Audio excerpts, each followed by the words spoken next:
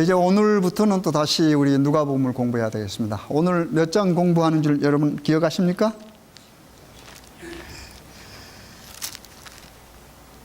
누가복음 몇 장입니까? 7장입니다. 어디 좀 읽어보셨죠? 읽어보셨습니다. 이 7장에는 몇 가지 사건들이 있습니다. 여러분 이렇게 보시면은 한 네 가지로 나눌 수가 있겠죠. 첫 번에는 그 백부장, 그 다음에 그 종의 병을 낫게 해주는 그 기사가 있고, 그 다음 기사로는 그 다음에 이제 그 뭡니까 그 나인성 과부의 아들을 낫게 해주는 그런 기사가 있습니다. 그 다음 기사는 또 뭐였어요? 침례 요한에 관한 이야기가 나옵니다. 침례 요한이 갇혀 갖고 있을 때 제자를 보내는 그런 그 이야기가 나오고, 그 다음에는 또 향유, 기름 붓는 사건, 이런 것들이 나옵니다. 여러분 그 백부장 하인을 고친 처음 부분에 나오는데요. 거기서 우리가 중요한 교훈을 배울 수 있습니다. 백부장, 그게 그냥 한번 이렇게 잊고 지나갈 얘기가 아니에요. 거기에 인간관계의 문제도 나와 있고, 그 다음에 이 하나님과의 관계를 또 우리가 엿볼 수 있습니다. 제가 잠깐 몇 구절 읽겠습니다. 예수께서 모든 말씀을 백성들에게 들려주시기를 마치신 후에 가버나움으로 들어가시니라. 어떤 백부장의 사랑하는 종이 병들어 죽게 되었더니 예수의 소문을 듣고 유대인의 장로 며칠 보내오셔서 그 종을 구원하시기를 청한지라. 이에 저희가 예수께 나와 간절히 구하여 가로되 이 일을 하시는 것이 이 사람에게는 합당하니이다. 저가 우리 민족을 사랑하고 또한 우리를 위하여 회당을 지었나이다 하니, 예수께서 함께 가실 때 그 집이 멀지 아니하여 백부장이 벗들을 보내어 가로되 주여 수고하시지 마옵소서, 내 집에 들어오심을 나는 감당치 못하겠나이다. 그러므로 내가 주께 나아가도 감당치 못할 줄을 알았나이다. 말씀만 하사 내 하인을 낫게 하소서. 저도 나무 수하에 든 사람이요 제 아래에도 군병이 있으니 이더러 가라 하면 가고 저더러 오라 하면 오고 제 종더러 이것을 하라 하면 하나이다. 예수께서 들으시고 저를 기이 여겨 돌이키사 좇는 무리에게 이르시되 내가 너희에게 이르노니 이스라엘 중에서도 이만한 믿음은 만나보지 못하였노라 하시더라. 본에 어떤 사람들이 집으로 돌아가 보매 종이 이미 강건하여졌더라. 이 기사는 마태복음 8장에도 나오는 기사입니다. 근데 마태복음 8장 기사하고는 조금 달라요. 여기 보면은 백부장이 누구를 보냈다고 그랬습니까? 장로들의 며칠 보냈다고 그랬는데, 마태복음 8장에는 백부장이 직접 예수를 만나서 얘기하는 그걸로 기록이 되어 있어요. 우리가 그런 것은 다음에 더 깊게 연구하기도 하고, 여하튼 그러나 그 기사가 잘못되거나 틀린 건 아닙니다. 여기 보면은 우리 예수님께서 말씀을 마치신 후에 어디로 들어갔습니까? 가버나움으로. 이 가버나움이 어떤 곳입니까?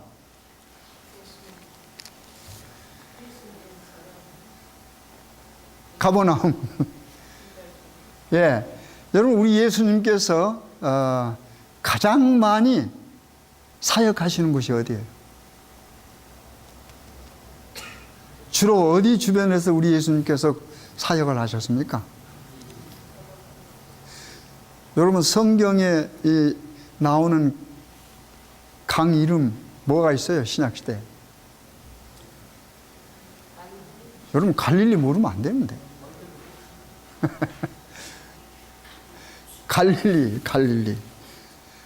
갈릴리에서 가장 많이 했습니다. 그리고 이 가버나움도 우리 예수님께서 사역하신데 아주 많은 시간을 이곳에서 보냈어요. 가버나움에서 우리 예수님께서 여기 지금 가버나움으로 들어오셨다고 그랬습니다. 근데 거기에 백부장이 자신이 아픈 거 아닙니다. 누가 아파서 병들었어요. 근데 여기 종이, 이게 다른 성경 구절 여러 가지 읽어보면 이게 죽을 병입니다. 상당히. 심한 병이 걸렸다고 했어요. 그래서 장로들을 보내가지고, 근데 왜 장로들을 보냈을까? 여기 읽어보니까 장로들과 무슨 관계가 있습니까? 이 백부장은 이방 사람입니다. 군대로 말하자면 100사람의 부하들을 둔 사람이에요. 백부장입니다. 그런데 이 사람은 이방 사람입니다. 그런데 누구를요? 유대인 장로들을 보냈어요. 보니까 장로들이 가서 예수님께 뭐라고 말합니까? 간절히 구하여 가로되 이 일을 하시는 것이 이 사람에게는 뭐하다고 그랬습니까? 합당합니다. 그랬어요. 지금 우리가 이 백부장의 요청을 가지고 왔는데 그 요청이 뭐냐면 그 백부장의 종이 병들었는데 죽게 된 병이란 말이에요. 병들었는데 이 병을 낫게 해 주셔야 됩니다. 왜요? 그것은 우리 예수님께서 해 주실 만하다 합당한 일이라. 왜 그렇습니까? 이 사람이 뭐예요? 자기 민족들을 사랑하는 거예요. 이스라엘 민족들을 사랑했어요. 그리고 뭘 지어줬습니까? 또 회당을 지어줬어요. 이 두 가지를 들어서 말을 했습니다. 이스라엘 백성들을 사랑했어요. 즉 동정심이 많았습니다. 다시 말해서 지배하는 나라에 뭐가요? 백부장이 피지배 받는 사람들을 사랑한다는 건 쉽지 않습니다. 그렇잖아요. 그러면서 또 어떻게 그들을 위해서 뭐요? 회당을 지어줬어요. 그러니 어떻게 해요? 얼마나 고맙겠습니까? 그러니 예수님 당신이 이 백부장의 종의 병을 뭐 해줘야 됩니까? 낫게 해줘야 됩니다. 이것은 합당한 일입니다 하는 말입니다. 그러니 예수님께서 거기에 뭐해요? 동의하셔서 어떻습니까? 그 백부장의 집으로 몸 가는 중입니다. 그런데 여기 보니까 거리가 얼마 안 되는데 또 누가 왔어요? 이제는 동무들을 보냈습니다. 그렇죠? 백부장이 동무들을 보내서 뭐라고 말을 전합니까? 우리 예수님 당신의 어떻게 집에까지 뭐요? 오실 필요가 없습니다. 왜요? 우리 예수님께서 우리 집에 오는 것을 뭐요? 나는 감당할 수가 없습니다. 그러면서 뭐라고 말했습니까? 무엇만 하시라고요? 말씀만 하옵소서. 이거 중요한 말입니다. 말씀만 하옵소서. 요한복음에 보면 뭐예요? 우리 예수님은 뭐라고 그랬어요? 말씀이라고 그랬어요. 그렇잖아요. 우리 예수님 말씀이십니다. 근데 백부장은 그 말씀에 뭘 믿는 겁니까? 말씀의 능력을 믿는 겁니다. 그렇잖아요. 예수님께 오셔서 이 환자에게 손을 얹고 어떻게 어떤 의식적인 것을 할 필요 없이 그냥 그곳에서 뭐만 하면요? 말씀만 하면 낫는다고 하는 그런 믿음입니다. 이방인이 가지고 있었던 믿음입니다. 여러분. 이스라엘 백성들도 갖지 못한 그런 믿음이었습니다. 뭘 믿는 믿음입니까? 우리 예수님의 말씀의 능력을 믿는 겁니다. 그러니 예수님께서 어떻게 감탄해서 뭐라고 그랬습니까? 여기 예수님께서 친히 하신 말씀 뭐예요? 9절입니다. 예수께서 들으시고 저를 기이 여겨 돌이키사 좇는 무리에게 이르시되 내가 너희에게 이르니 이스라엘 중에서도 이만한 믿음은 만나보지 못하였노라. 이스라엘 중에서도 하는 말은 하나님께서 친히 택하신 백성 중에서도 하나님께서 친히 택하셔가지고 하나님의 말씀의 능력을 여러 차례 보여주었어요. 그런 이적과 기사를 수없이 봤어도 뭐예요? 이만한 믿음을 갖지 못했다고 하는 말입니다. 여러분 지금 여기에 있는 그 백부장의 믿음은 곧 여러분과 제가 즉 우리가 가져야 하는 믿음입니다. 그렇잖아요. 완전히 신뢰하지 못하면 이런 말이 나올 수가 없죠. 그렇잖아요. 그 복음의 능력을 자신이 어떻게 해요? 자기 집에서 감당할 수가 없는 거예요. 그저 어디에 그 예수님께서 계시는 것은 말씀만 하면은 사랑하는 종이 납니다. 그런 확신, 그런 믿음 얼마나 중요합니까? 근데 우리들에게 적용해보면 우리는 어때요? 그런 믿음이 부족하잖아요. 그렇잖아요. 우리는 약해요.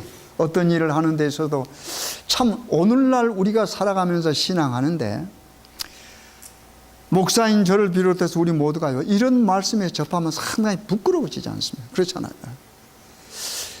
우리에게는 실제 이런 어떤 능력들이 금방 우리 눈앞에서 나타나는 우리가 경험을 그렇게 많이 못하니까 우리 속에도 어떻게 해요? 이런 말씀이 있고 이 말씀은 분명한 말씀인데 이 말씀에 우리가 어떻게 해요? 그렇잖아요.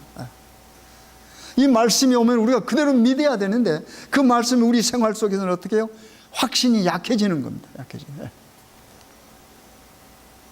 그래서 우리가 기도할 때도 어떨 때는 확신을 갖지 못하고 하는 기도가 있어요. 그러니까 기도가 뭐 할 수밖에 없습니까? 약할 수밖에 없잖아요.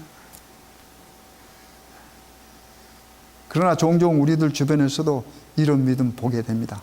우리가 생각하지 못한, 우리가 정말 크게 보지 않는 어떤, 우리 눈에는 약하게 보이지만 그런 분들이 신앙 가운데서 부르짖는 소리를 우리가 들어요. 그리고 어떻게 기적이 일어나는 걸 봅니다.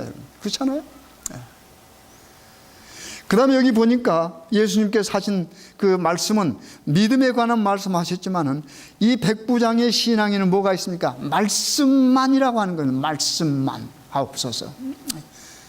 우리 예수님은 항상 말씀으로 존재합니다. 지금도 여러분과 저에게 어떻게 해요? 우리 곁에 말씀으로 존재해요. 근데 우리는 그 말씀이 있는데 뭐가 부족해요? 그 말씀의 능력을 확신하는 것이 부족하단 말입니다. 그렇잖아요. 말씀이 기적입니다, 여러분. 그렇죠? 예수님께서 이적을 행하시는데 그 예수님께서 이적을 행하시는 것은 말씀으로 이적을 행하십니다. 여러분 창세기 1장에 보면 말씀의 기적이 나타나죠. 그렇잖아요. 우리 하나님께서 있으라 하면 뭐 했어요? 있었어요. 말씀의 명령입니다. 공중에 달이 있으라 그러면 뭐가 있는 겁니까? 달이 있는 겁니다. 하나님의 여호와 하나님의 입에서 나오는 말은 뭡니까? 곧 뭡니까? 명령이지만 그 명령이 뭐예요? 복음이에요, 복음. 그리고 능력입니다. 그래서 천지를 창조하시고 인간을 창조하신 하나님께서 어떻게 해요? 재창조하실 수 있는 겁니다, 여러분. 그래서 우리가 어떻게 해요? 타락하고 망가져서도 우리가 말씀의 능력을 통해서 뭐 할 수 있습니까? 재창조함을 뭐요? 입을 수가 있고 경험할 수가 있는 겁니다. 근데 여기 백부장은 스스로 와서 요구했습니다. 그러나 그 다음에 전개되는 나인선 과부의 아들에게는 어떻게 해요? 예수님이 친히 접근하셨습니다. 제가 한번 읽어볼까요?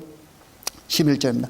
그 후에 예수께서 나인이라는 성으로 가실새 제자와 허다한 무리가 동행하더니 성문에 가까이 오실 때 사람들이 한 죽은 자를 메고 나오니 이는 그 어미의 독자요 어미는 과부라. 그 성에 많은 사람도 그와 함께 나오거늘 주께서 과부를 보시고 불쌍히 여기사 울지 말라 하시고 가까이 오사 그 관에 손을 대시니 맨 자들이 서는지라. 예수께서 가라사대 청년아 내가 내게 말하노니 일어나라 하시매 죽었던 자가 이르앉고 말도 하거늘 예수께서 그를 어미에게 주신대 모든 사람이 두려워하며 하나님께 영광을 돌려가려되 그 선지자가 우리 가운데 일어나셨다고 또 하나님께서 자기 백성을 돌아보셨다 하더라.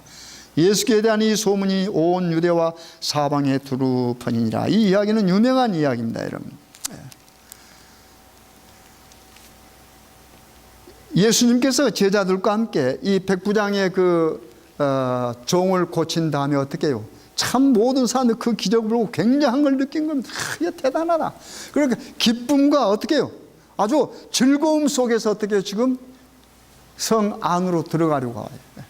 그런데 어떻게 해요? 갑자기 성 안에서 밖으로 나오는 행렬이 하나 있었는데 그 행렬은 지금 예수님과 제자들과 함께 가는 그 사람들의 분위기가 정반대의 분위기였어요. 여기는 기쁘고 즐거운데 거기는 어떻게 해요? 아주 슬픈 그런 장례 행렬이었습니다. 여기 보니까 표현이 참 재밌습니다. 죽은 자를 메고 나오니 이는 그 어미의 뭐요? 독자요. 그 어미는 뭐라? 과부라. 독자를 강조하면서 어떻게 해요? 그 어미를 또 어떻게 강조하는데 어미는 뭐라? 과부라 그랬습니다. 그렇잖아요. 독자 굉장히 중요하지 않습니까? 아들이 하나뿐이에요. 그렇죠? 우리 예수님도 뭘 왔습니까?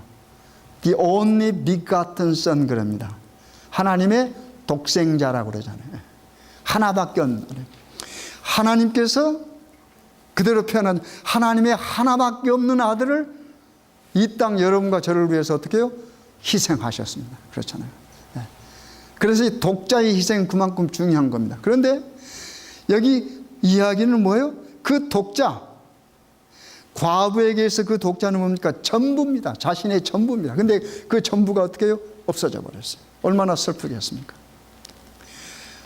성경에서는요, 이 과부는 보통 젊은 사람, 요즘에는 젊은 과부도 많지만 여기 성경에 보면은, 신약 성경에 보면은 과부를 보통 몇 살로 잡습니까?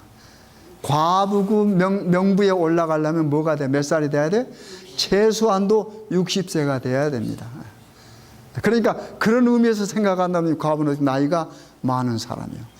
요즘 60은 처녀 같지만은 옛날 60은 할머니잖아요. 그렇잖아요. 그런데 어떻게 해요? 전부 독자가 죽어버렸으니까 얼마나 슬프겠습니까? 그러니까 통곡하면서 나오는데 어떻게 해요? 그 통곡하면서 나오는 예수님께서는 어떻게, 생명의 원천 되시는 예수님께서는 그 광경을 보고 지나칠 수가 없는 겁니다. 그래서 여기 예수님의 모습을 어떻게 해요? 예수님께서 가까이 오사. 여러분 성경을 읽을 때 별것 같지 않는 낱말이 굉장한 의미를 줍니다. 여러분. 이 장례 행렬이 지나가는데 예수님께서 제자들 가다가 어떻게 그 장례 행렬을 향하여 가까이 갔습니다. 그렇죠? 가까이 오사. 여러분 그렇잖아요. 죄로 이 세상에서 죽어가는 수많은 사람들을 위하여 하나님께서 어떻게 해요? 하늘에서 가까이 오셨습니다. 그렇죠? 이 땅으로. 그걸 뭐라고 그래요? 그것을 성육신 그래요, 여러분. 다른 말 아닙니다. 그렇죠? 그러니까 하나님은 항상 뭐합니까? 가까이 오시는 분입니다. 여러분과 저에게. 그렇잖아요. 그래서 그 가까이 오셔서 우리와 함께 계시는 하나님을 다른 칭호로 뭐라고 그래요? 임마누엘이라고 그래요. 그렇죠? 우리 하나님은 임마누엘 하나님이요. God is with 뭡니까? us. 그걸 with me로 바꾸면 더 좋겠어요. 나와 함께, 나와 함께. 가까이 오사. 가까이 왜 왔을까요? 뭐 하시려고? 여기 보니까 목적이 나타나요. 와서 그 과부에게, 우는 과부에게 뭐라고 그랬습니까? 울지 마라 그랬어요. 제가 이 장례식 할 때마다 이 이야기를 참 하기 좋아합니다. 울지 마라 그랬어요. 여러분 장례식은 얼마나 슬픕니까? 사람이 죽었는데. 그렇잖아요. 내가 사랑하는 사람이 이제 어떻게 죽어버렸어요. 나와 어떻게 관계가 끊어져 절단돼 버렸어요. 단절됐습니다. 이제 이야기할 수 없어요. 내가 평상시 혹시 잘못한 일이 있어 어떻게 해요? 잘못을 용서해달라고 말할 수도 없어요. 그 다음에 사랑한다고 하는 말도 할 수 없습니다. 그렇잖아요. 이제는 완전히 끊어진 상태. 그러니까 어떻게 해요? 울 수밖에. 통곡하는 겁니다. 통곡하는. 그런데 그 자리에 와가지고 뭐라고 그래요? 예수님께서 울지 마라 그런단 말입니다. 그렇잖아요. 상황에 전혀 맞지 않는 이야기입니다. 그렇죠? 이 정말 이 서글픈 상황에 정말로 비정상적인 말을 했어요. 울지 마라 그랬어요. 그런데 그 이유를 우리는 알 수 있어요. 그 다음에 읽어보시면 뭐라고 나왔습니까? 가까이 오사 관에 뭐하고요? 손을 대시고. 이 관이 뭡니까? 죽음 아닙니까? 사체 아닙니까? 죽은 시체 아닙니까? 그걸 주검이라고 그러죠. 주검. 그 주검에 손을 딱 대시고 뭐라고 그랬어요? 청년아, 뭐요? 일어나라. 여러분, 이게 엄청난 이야기 아닙니까, 여러분? 죽은 청년을 향하여 뭐요? 일어나라 그랬어요. 만약 그 청년이 일어나지 않으면 어떻게 될까요? 아마 거기서 맞아 죽을지 몰라. 그렇잖아요. 우는 어머니에게는 울지 마라 해놓고 청년아 일어나라 그랬는데 어떻게 아무 일도 안. 죽은 청년을 향하여 일어나라 라고 할 수 있는 그 능력의 예수님, 그분의 입에서만이 무슨 말이 나올 수 있습니까? 우는 사람에게 울지 마라 할 수 있는 겁니다. 그렇잖아요. 아무나 장례식장 가서 울지 마라 할 수. 여러분과 저는요 장례식 가서 울지 마라 할 수 없어요. 사실은 우리가 쓸데없는 말을 하는 거예요. 그렇잖아요. 그 울음을 달랠 수 없는데 왜 우리가 울지 마라 그래요? 그냥 울게 놔둬야지. 그렇잖아요. 그러나 예수님은 진짜 뭐 할 수 있습니까? 울지 마라. 왜요? 그 울음의 근본 원인을 뭐 할 수 있으니까? 없애버릴 수 있으니까. 그 우는 근본 원인이 뭐였습니까? 사랑하는 독자가 죽어버린 거 아닙니까? 그러니까 우리 예수님께 어떻게 해요? 울지 마라 하시고 어떻게 해요? 그 죽어버린 독자에게 와서 청년아 일어나라 그러죠. 그 살리는 거 아닙니까, 여러분? 그래서 그 다음에 무슨 말이 나와요? 이 성경 말씀 그대로 읽어보겠습니다. 15절 제가 읽겠습니다. 죽었던 자가 뭐하고요? 일어앉고 말도 하거늘 예수께서 그를 누구에게? 어미에게 주신대. 이게 뭡니까? 이게 회복입니다. 그렇죠? 이게 모든 것의 회복입니다. 죽었던 자를 살리는 것도 회복이고, 잃어버린 아들을 잃어버린 어머니에게 아들을 돌려주고는 또 어머니 편에서 뭡니까? 회복입니다. 다시 얻는 겁니다. 그렇잖아요. 그 다음에 그 주변에 있는 모든 형제들 함께 슬퍼했던 모든 사람들 어떻게 해요? 기쁨을 어떻게 다시 회복했어요. 모든 거 회복입니다. 살리는 거라고 하는 말입니다. 그러니까 우리 예수님은 우리 예수님의 발길이 닿는 곳마다 뭐가 약동합니까? 생명이 약동하는 겁니다. 그렇잖아요. 그러니 우리 예수님 뭐 생명의 원천이시죠. 그래서 그 예수님을 여러분과 제가 뭐 하는 겁니까? 신앙하는 겁니다. 그렇죠.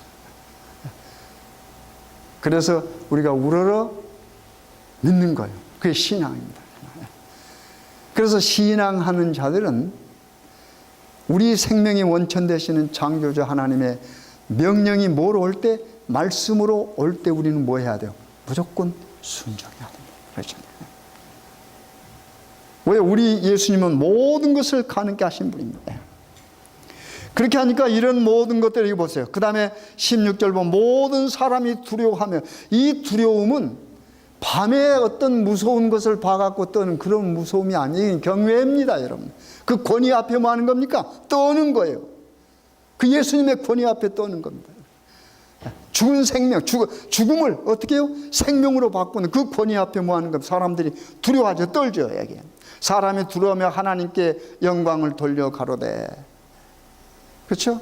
하나님께 영광을 돌려 가로되. 그 다음에 말씀이 또 중요한 말씀입니다.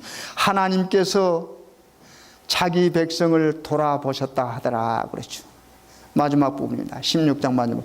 하나님께서 자기 백성을 돌아보셨다 하더라. 이 말을 영어 표현에는 하나님께서 사람들을 방문했다, 비지트란 용어를 썼습니다. 방문하셨다 그랬습니다. 우리말로는 돌아보셨다. 원어에서 그렇게 번역했지만 영어 성경에 보면 재밌게 표현했어요. 하나님께서 visit his people 그랬습니다. 그의 백성을 뭐 했다? 방문하셨다 그랬습니다. 여러분, 우리 하나님께서 우리를 방문한다는 기록이 또 어디에 있습니까? 요한계시록 3장에 보면 뭐예요? 라오디게아 교회 이야기가 나온 다음에 우리 예수님께 어디 서 있다고 그랬어요? 문 밖에 우리를 찾아 방문해 오셨어요. 그런데 어떻게 해요? 문 밖에 서 있다고 그랬습니다. 거기서 뭐 하는 겁니까? 노크 하는 겁니다. 그래서 뭐예요? 그 노크 소리를 뭐 하고요? 듣고 문을 열면 누가요? 방문하신 그분이 우리 안으로 들어와서 우리 함께 뭐 한다고 그랬어요? 함께 먹는다고 그랬습니다. 그래서 귀 있는 자들은 성령이 하시는 말씀을 뭐 하라고 그랬습니까? 들을지어다. 그래서 그 들을 수 있는 귀가 있는 사람 뭐 하는 겁니까? 복이 있는 사람들입니다. 그렇잖아요. 우리 예수님 방문하셔요. 그것이 하나님께서 하나님의 백성을 돌아보셨다는 말과 같은 맥락의 말이라고 하는 말이에요. 우리 예수님께서 여러분과 저를 돌아보기 위해서 어떻게 오셨어요? 방문하셨어요. 그래서 우리는 뭐 하면 됩니까? 방문객을 뭐 하면 됩니까? 맞이하면 됩니다. 맞이하면. 다 같은 맥락이 말하는 거예요. 이러고 난 다음에 예수님께서 이제 또 제자들과 함께 있는데, 그런 상황 속에서 예수님 앞에 나서 예수님을 소개했던 침례 요한은 어디 들어가 있었습니까? 여기 누가복음 보니까 감옥에 가 있는 거예요. 감옥에. 그러니까 예수님을 신뢰하고 어린 양이라고까지 지적하고 확신한 침례 요한도 감옥에 들어가 있으니까 어떻게 마음이 흔들렸어요. 내가 지금 이런 어려움 가운데 있는데 어떻게 해요? 그 예수님이 한 번도 자기를 방문해 오지 않아. 찾아오지를 않아. 그렇잖아요. 여기 성경에는 예수님께서 감옥에 가서 요한을 만나 뵀단 말이야. 한 구절도 없어. 그러니까 어떻게 해요? 요한의 마음속에 정말로 우리가 기다리는 그분일까? 정말 그 예수가 우리가 정말로 기다리는 그분일까? 의심이 생기잖아요. 그래서 사랑하는 제자를 보내지 않습니까? 보내가지고 좀 물어보라고 그랬어요. 그 이야기 한번 읽어볼까요? 18절. 요한의 제자들이 모든 일을 그에게 고하니 요한이 그 제자 둘을 불러 주께 보내어 가로되 오실 그이가 당신 오니까 우리가 다른 일을 기다리오리까 하라 하매 저희가 예수께 나아 가로되 침례 요한이 우리를 보내어 당신께 말하기를 오실 그이가 당신이 오리까 우리가 다른 일을 기다리오리까 하더이다니 마침 그 시에 예수께서 질병과 고통과 및 악귀 들린 자를 많이 고치시며 또 많은 소경을 보게 하신지라. 대답하여 가라사대 너희가 가서 보고 들은 것을 요한에게 구하되 소경이 보며 안진뱅이가 걸으며 문둥이가 깨끗함을 받으며 귀머거리가 들으며 죽은 자가 살아나며 가난한 자에게 복을 전한다 하라. 이 제자들이 요한의 그 명령을 받고 와가지고 예수님께 단도직입적으로 물었습니다. 우리 선생님이 하는데 당신이 진짜 우리가 기다리는 오시겠다고 하신 그분이십니까? 라고 물었어요. 그러니까 예수님께 어떻게 해요? 즉답을 하질 않아. 예수님 말씀은 상당히 지혜롭습니다. 예수님은 말로 하지 않고 뭘로 했어요? 행동으로 행동을. 내가 그렇다 하지 않고 뭐 했습니까? 내가 그렇다 이렇게 설명하지 않고 어떻게 해요? 그냥 그대로 하던 일 그대로. 병자 고치고 기머거리를 낫게 하고 그 다음에 안진뱅이를 뭐하고 일으키고 그랬습니다. 이 전부 뭐 하는 겁니까? 살리는 일입니다. 전부 회복시키는 일입니다. 그렇죠? 귀가 듣지 않은 벙어리, 귀머거리는 뭐예요? 듣게 해서 이거 전부 회복 아닙니까? 그렇잖아요. 안진뱅이, 걷지 뭐 안진뱅이를 어떻게 일어나 걷게 하는 게 회복입니다. 그렇죠? 말 못하는 벙어리, 말문을 트이게 하는 거 뭡니까? 전부 회복입니다. 우리 예수님은 뭐 하는 겁니까? 전부 회복시키는 거예요. 회복시키는 거예요. 그리고 뭐 하는가? 이거 보고 들은 것을 어떻게 해요? 그대로 가서 어떻게 해요? 침례 요한에 전해요. 여러분 이런 모습 가운데서 우리도 좀 뭔가 좀 특별한 교훈을 배울 수 있잖아요. 어떤 경우에는 우리가 막 그냥 설명하려고 복잡하게 설명하다 보면 더 어려워져 버려요. 여러분 우리가요 인간들이 어느 경우에 있어서 우리의 입장이나 뭘 설명하려고 아주 자세하게 설명하다 보면은 실수를 대개가 저지릅니다. 거기에 뭐가 붙어요? 우리의 생각이 붙어가지고 문제를 어떻게 더 복잡하게 하고 과장하게 됩니다. 그래서 과장하게 되면 거기에 따라서 잘못된 과장에는 뭐가 돼요? 거짓이 섞여 들어가요. 그렇게 되면 그것이 나중에 뭐가 됩니까? 문제가 돼버려요. 그래서 더 복잡하게 얽혀집니다. 그렇잖아요. 그래서 어떨 때는 어떤 말들이 들려와도 묵묵히 우리가 하는 일을 함으로 인해서 그 일을 이해시킬 수 있습니다. 다른 사람에게 그런 방법으로 이해시킬 수도 있다라고 하는 말입니다, 여러분. 그냥 우리는 어때 한 마음만 들면 아니야 이건 이렇고 따지다 보니까 어떻게 해요? 그거 하다 보면 자기도 모르는 사이에 어떻게 해요?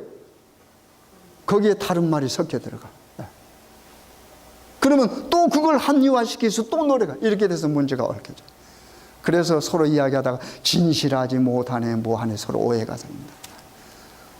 우리 예수님께서 어떻게 했어요? 그래 내가 너희 기다리는 사람이다. 이런 거 아니야. 하지 않았어요. 여기 보니까 어떻게 해요? 그냥 하시던 일 그대로 했습니다. 그러면서 거기 두 제자가 간 다음에 예수님께서 남아있는 자들이 이렇게 말을 했습니다. 그 다음에 읽겠습니다. 보세요. 24절.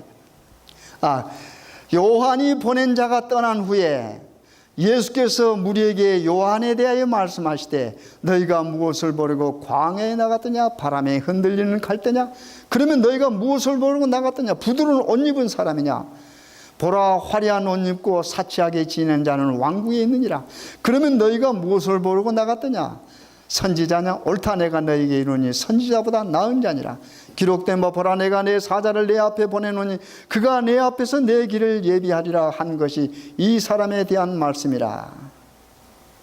내가 너에게 말하는 여자가 낳은 자 중에 요한보다 큰 이가 없도다. 그러나 하나님 나라에서는 극히 작은 자라도 저보다 크니라 하시니 모든 백성과 세리들은 이미 요한의 세례를 침례를 받은지라.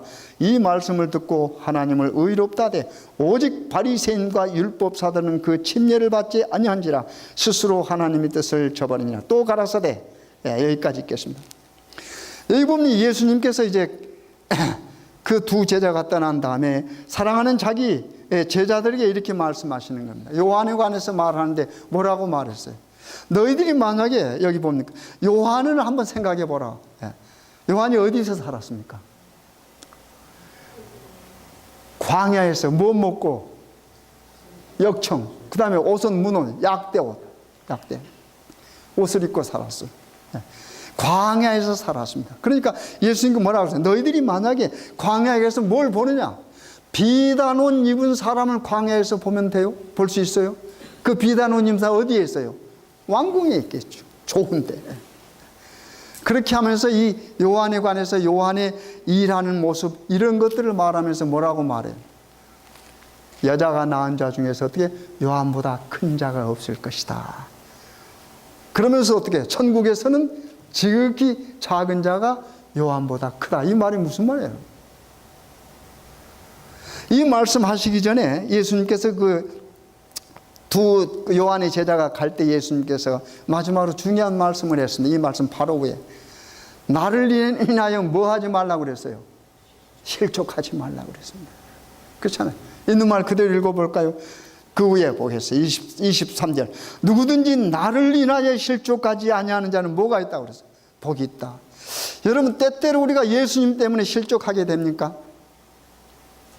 뭐 할 때 실족하게 돼요? 예수님에 대해서 잘못 어떻게 해요? 이해했을 때는 실수할 수가 있어요. 그렇잖아요.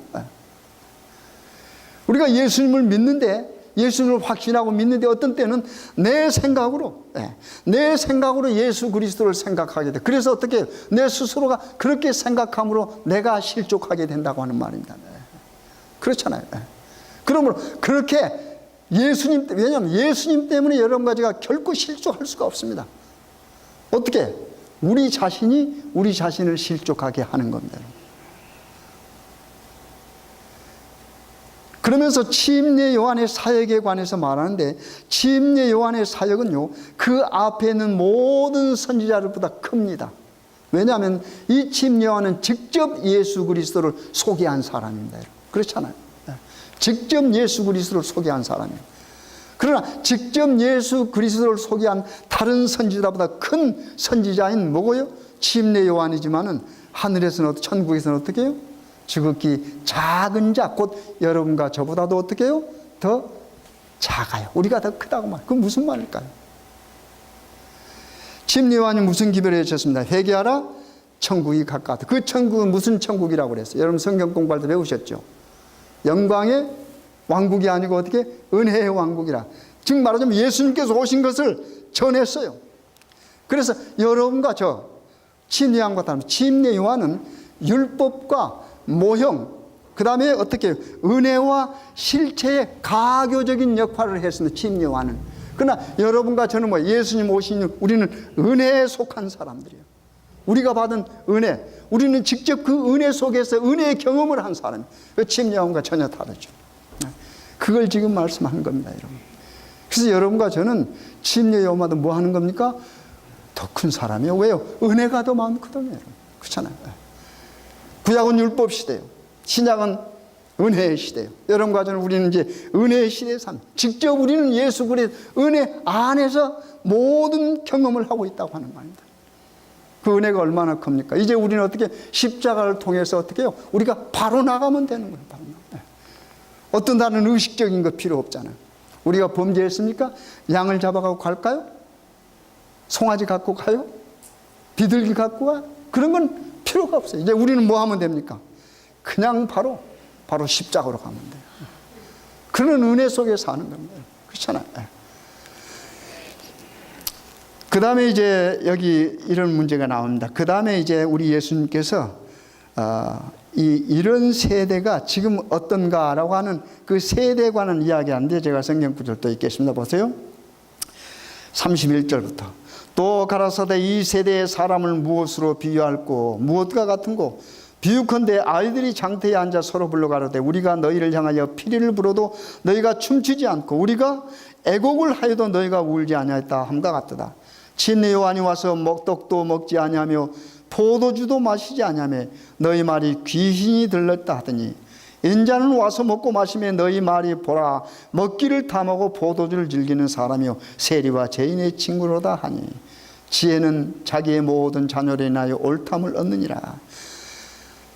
그 당시 예수님께서 사시던 그 당시의 사람들이 이렇게 말을 했습니다. 뭐라고 말했습니까? 여러분 어렸을 때 시장 바닥에서 여기 지금 노는 광경을 말하는데 어떻게 해요? 이제 우리 시골에서는 그 빠꿈살이라고 그랬는데 그것도 아버지도 되고 엄마도 되고 막 이렇게 되잖아요. 그래서 만약에 여기 보니까 뭐 해야 돼요? 피리를 불면 뭐 해야 됩니까? 그 장단에 맞춰서 춤을 춰야 돼요. 그게 계약이야. 그러니까 누군가가 자 내가 피리 불면 어떻게 해요? 춤추는 사람 뭐 해야 돼? 피리 소리가 나면 춤을 춰야 돼. 그게 계약입니다. 여러분. 그렇잖아요. 그 다음에 뭐 해요? 그 가운데 누가 죽었다 해서 그걸 어떻게 애곡하는 게 슬프게 울면 뭐 해야 돼요? 죽었으면 울어야 될 거 아닙니까? 근데 그렇게 하지 않는다 한 말입니다. 무슨 말일까요? 회개하라는 기별이 오면 뭐 해야 됩니까? 회개해야 돼. 사람들이 회개할 줄을 몰라. 회개하질 않아요. 지금 요한이 외쳤습니다. 회개하라 천국이 가까웠다. 우리 예수님께서도 어떻게 해요? 회개하라 천국이 가까웠다. 똑같은 기별이었습니다. 근데 사람들이 뭐 하지 않아요? 그 말에 장단을 맞춰 춤을 추지 않아. 회개하라면 뭐 해야 돼요? 회개해야 되잖아요. 종교 지도자는 침례도 받지 않았어요. 여기 보니까. 다른 일반 사람들은 침례 요한에게 나와서 침례를 받았어요. 예수님도 침례를 받았어요. 누구는 안 나왔어요? 이 종교 바리새인들 서기관들은 요한에게 나오지 않았어요. 여러분. 침례도 받지 않았습니다. 여러분 우리가 예수님을 만나는데 가장 중요한 기본적인 것은 우리 자신을 살피는 겁니다. 살펴서 우리가 죄인이라는 것을 뭐 해야 돼요? 깨달아야 됩니다. 그러면 우리 예수님께서 은혜로 우리를 감싸요. 왜? 그에게 나오면. 그럼 우리가 그에게 나가는 상징적인 표상적인 어떤 증거로 뭘 해야 돼요? 침례를 받았단 말이에요. 그렇잖아요. 침례 요한은 뭐라고 그랬어요? 이 침례를 주면서 내가 주는 침례는 예수가 주는 침례와 뭐하다 그랬습니다. 다르다고 그랬습니다. 나는 물로 너희를 침례 주나 내 후에 오는 사람 뭘로 준다고 그랬어요? 불과 성령으로 준다고 그랬어요. 여러분 회개에 관한 이야기입니다. 여러분. 그렇잖아요. 피를 불면 뭐 해야 돼요? 춤을 춰야 돼요. 그렇잖아요. 죽은 걸 보면 뭐 해야 돼요? 통곡해야 돼. 애곡해야 된다. 그런 이야기입니다. 여러분. 그러면서 이제 마지막 부분에는 한 여자가 와서 예수님에게 뭐 합니까? 향유를 붓습니다. 옥합을 깨뜨려서 향유를 붓습니다. 그러면서 팔에까지 머리부터 발까지 붓고 자기의 머리카락으로 뭐 합니까? 예수의 발을 씻겼습니다. 그런데 거기에 누가요? 시몬이 있었습니다. 이 시몬은 어떤 사람이라고 그러면 사회적 지위가 뭐예요? 이 사람은 바리새인이요. 그렇죠. 바리새인입니다. 바리새인이 초청해가지고 예수를 모십니다. 그러니까 이 바리새인이 예수를 대접하기 위해서 모셨습니다. 그 자리입니다. 그러니까 바리새인의 친구들도 많이 있었을 거고 그러잖아요. 근데 여기 이 여자가 나타나. 근데 이 여자가 누구라고 하는 것을 밝히지 않습니다. 근데 이 여자가 와가지고 어떻게 해요? 옥합을 깨뜨려서 예수의 머리와 발에 향유를 부었어요. 그러니까 누가 뭐라고 했을까요? 시몬이 뭐라고 한 거예요. 예수님께서 뭐라고 그랬습니까? 예화를 들잖아요. 예화를 들면서. 무슨 예화를 들었습니까? 자, 빚쟁이가 있다. 그렇죠? 빚을 많이 진 사람이 있고 적게 진 사람이 있다. 그런데 어떻게 해요? 두 사람이 다 탕감을 받았다. 누가 더 기뻐하고 감사하겠는가 그랬습니다. 제가 한번 읽어볼까요? 성경 말씀. 그 부분만 읽겠습니다. 조금 띄어서요. 시간 관계상. 40절. 예수께서 대답하여 40절입니다. 시몬아 내가 내게 이를 말이 있다 하시니 저가 가로되 선생님 말씀하소서. 가라사대 빚 주는 사람에게 빚진 자가 둘이 있어. 하나는 500데나리온을 졌고 하나는 50데나리온을 졌는데 갚을 것이 없으므로 둘 다 탕감해 주었으니 둘 중에 누가 저를 더 사랑하겠느냐? 시몬이 대답하여 가로되 제 생각에는 많이 탕감을 받은 자니이다. 가라사대 내 판단이 옳다 하시고 여자를 돌아보시면 시몬에게 이르시되 이 여자를 보느냐? 내가 내 집에 들어오매 너는 내게 발 씻을 물도 주지 아니하였으되 이 여자는 눈물로 내 발을 적시고 그 머리털로 씻었으며 너는 내게 입맞추지 아니하였으되 저는 내가 들어올 때부터 내 발에 입맞추기를 그치지 아니하였으며 너는 내 머리에 감람유도 붓지 아니하였으되 저는 향유를 내 발에 부었느니라. 이러므로 내가 내게 말하는 저희 말은 제가 사하였도다. 이는 저의 사랑함이 많음이라. 사랑을 받는 일이 적은 자는 적게 사랑하느니라. 이에 여자에게 이르시되 내 죄 사함을 얻었느니라 하시니 함께 앉은 자들이 속으로 말하되 이가 누구에게 죄도 사하는가 하더라. 예수께서 여자에게 이르시되 내 믿음이 너를 구원하였으니 평안히 가라 하시니라. 이게 지금 무슨 이야기입니까, 여러분? 한 여자가 와서 여기 보면 그 시몬하고 예수님께 이야기하면서 뭐라고 합니까? 자, 시몬아, 너는 내가 들어올 때 뭐요? 내게 뭣도 안 맞췄다고 그랬습니까?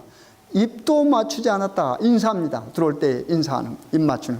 그런데 이 여자는 입 맞춘 것은 뭐요? 말할 것도 없고 어디에 입 맞췄다고 그랬어요? 내 발에 입 맞췄다고 그랬어요. 네. 한번 비교해 보십시오. 시몬의 모습과 시몬이 불평하는 이 여자의 모습을 한번 비교해 보십시오. 그러면서 빚진 자 500데나리온, 그 다음에 뭡니까? 50데나리온, 10분의 1 아닙니까? 10배나. 둘 다 갚을 길이 없어. 그래서 어떻게 해요? 탕감해 주었다. 둘 다 갚을 수 없다라고 하는 말입니다. 탕감해 주었다. 그러면 누가 더 감사하겠느냐 그랬어요. 물론 많이 탕감받는 사람일 거 아닙니까, 여러분? 그러니까 이 여자는 뭐 하는 겁니까? 예수님의 풍성한 사랑을 더 많이 받은 거예요. 죄인이 용서받았다고 하는 거 얼마나 기쁜 은혜입니까, 여러분? 그렇잖아요. 이 시몬은 자기는 죄인으로 생각하지 않는 거예요. 예수님 내가 초청했다 하는 말입니다. 그렇잖아요. 그러나 이 여자는 뭐 예수 앞에 보여 나는 죄인입니다 하는 겁니다. 그래서 예수님께서 그 모습을 뭐라고 그랬어요? 믿음이라고 표현했습니다. 그래서 내 믿음대로 믿음이 되라, 믿음대로 되라, 믿음이 크다라고 하는 말이 이런 말입니다. 그렇잖아요. 믿음이 다른 거 아니지 않습니까? 예수 앞에 뭐 하는 겁니까? 죄인으로 서는 그 자체가 바로 믿음입니다. 자신을 구원하게 하는 믿음입니다, 여러분. 누구 앞에 서는 게요? 예수 앞에 우리가 어떻게 해요? 죄인으로 서는 겁니다. 죄인으로 서는 거예요. 그래서 우리는 어떻게 해요? 예수님의 은혜에 감사하면서 우리에게 죽을 수밖에 없는 우리에게 생명의, 그렇죠? 우리를 살리시는 그 큰 은혜를 주신 시여자, 은혜의 시여자의 발에 뭐 해야 돼? 우리는요, 입맞추자. 이게 경배를 의미하는 겁니다, 여러분. 월십이란 말은 입맞추다는 말이에요. 그래서 우리가 예수의 발에 입맞추는 것은 우리가 예수께 뭐 하는 겁니까? 경배하는 겁니다. 예수를 예배하는 겁니다. 우리 예배의 대상은 우리를 뭐 하신 분입니까? 구속하신 분입니다. 우리를 용서하신 분입니다. 우리에게 은혜를 베푸시는 분입니다, 여러분. 그래서 우리는 그 발 앞에 엎드려서 뭐 해야 돼요? 그의 발을 어떻게 해요? 입맞춰야 됩니다. 그것이 믿음이요. 예수님께서 말씀하십니다. 그래서 여기 마지막 그렇게 선언하시지 않습니까, 여러분? 마지막 말씀 다시 읽겠습니다. 내 믿음이, 예수께서 여자에게 이르시되 내 믿음이, 너의 믿음이 너를 구원하였으니. 그렇죠? 여기 예수님이 뭐라고 그랬어요? 내가 너를 구원하여서, 이런 표현을 쓰지 않았어요. 네 믿음이 너를 구원하였으니. 그래서 예수님께서 네 믿음이라고 말한 말이 뭐예요? 그 앞에 뭐 하는 겁니까? 그 행동이라고 하는 말입니다. 그렇잖아요. 감사하면서 은혜에 감사해. 그렇지 않아요. 여기 마음이라 사랑을 받는 일이 적은 자는 적게 사랑하느니라. 이에 여자에게 이르시되 내 죄 사함을 얻었느니라. 그렇잖아요. 예수 앞에 와서 예수의 발 아래 우리가 입맞추면 우리는 죄 사함을 받습니다. 왜? 우리는 죄인으로 섰으니까 죄 사함을 받는 거야. 그리고 그 죄 사함을 받는 그 모습을 우리 예수님께서 뭐라고 그랬어요? 믿음이라고 그랬고, 우리는 그 믿음으로 구원을 받는다고 그랬습니다. 아무튼 우리가 누가복음 7장에 나타난 여러 기사를 통해서 계속해서 뭘 강조합니까? 믿음을 강조했습니다. 믿음. 그렇죠? 믿음. 백부장도 뭡니까? 믿음입니다. 그 말씀의 능력을 믿는 그 믿음입니다. 그러니까 예수 그리스도가 집에 오는 것 때문에 감당하지 못하겠다는 그것도 믿음입니다, 여러분. 그렇잖아요. 우리가 뭐 하는 겁니까? 죄인으로 서는 거예요, 죄인으로.